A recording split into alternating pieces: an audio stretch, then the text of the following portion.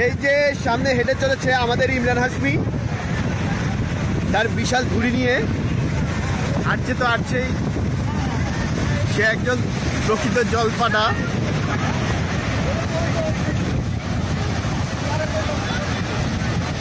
সে এখন জল থেকে হাঙ্গর বের করে আনার প্রচেষ্টা। রবিউল ইসলাম রিফাত।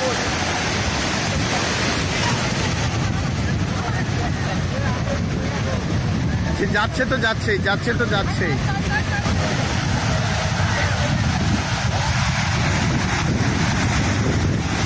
সে এবার তাড়াতাড়ি দৌড় দিচ্ছে।